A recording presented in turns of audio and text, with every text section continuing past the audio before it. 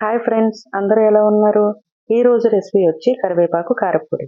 ఇది వేడి వేడి అన్నంలో కాస్త నెయ్యి తగిలిస్తే దీని రుచి అమోఘమండి. రండి ఒకసారి చూసేద్దాం. వెల్కమ్ టు మై ఛానల్ అలా కిచెన్లో. కరివేపాకు కాస్త చూసుకుని దూసుకోవాలండి. ఆకు ఎటువంటి మచ్చ అది లేకుండా.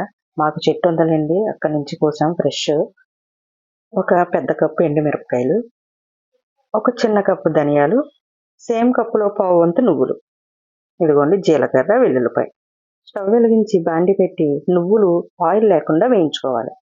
చక్కగా దోరగా వేయించుకోవాలండి. నువ్వులు పావు వంతు తీసుకుంటే సరిపోతుంది. ధనియాల మీద పావు వంతు నువ్వులు తీసుకుంటే సరిపోతుంది. ఇదిగోండి ఫ్రై అయిపోయినాయి. ఇప్పుడు ఇవి పక్కన పెట్టేసుకుందాం. ఇప్పుడు నువ్వులు తీసుకున్న కప్పుతోనే కరివేపాకు తీసుకోవాలి. నాకు 2.5 కప్పులు వచ్చాయండి. ఇవి చక్కగా నేను కరివేపాకును వాష్ చేసి నీడలోనే ఆరబెట్టుకున్నాను. కాస్త ఫ్రై అయ్యాక ఒక 2 చెంచాలు ఆయిల్ వేసుకోవాలి. ఇప్పుడు చక్కగా ఫ్రై చేసుకోవాలి. చక్కగా కరకరలాడేలాగా చూడండి. చక్కగా ఎలా అంటే పొడి అయిపోవాలి. ఇప్పుడు 2 చెంచాలు ఆయిల్ వేసుకుని ఒక కప్పు ధనియాలు వేసుకోవాలి. ఇదిగోండి ధనియాలు. చక్కగా ఇవి కూడా దోరగా వేయించుకోవాలి.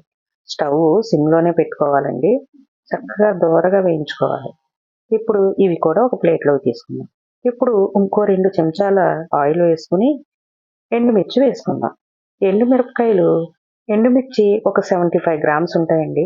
ఒకవేళ మీకు తెలియకపోతే నువ్వుల కప్పుతోనే కప్పున్నర వేసుకున్నా సరిపోతుంది. ఎండుమిర్చి మెత్తగా మిక్సీ పట్టాక మనం వేయించుకున్న పదార్థాలన్నీ ఒక్కొక్కటి వేసి చక్కగా మిక్సీ పట్టుకోవాలి. నేను కొంచెం చింతపండు వాడుతున్నానండి. ఇష్టమైన వాళ్ళు వేసుకోవచ్చు, ఇష్టం లేని వాళ్ళు మానేయవచ్చు. ప్రతిరోజు మొదటి ముద్ద ఈ పొడితో తింటే ఆరోగ్యం అండి. ఆరోగ్యమే మహాభాగ్యం కదండి. Thank you for watching. Subscribe to my channel.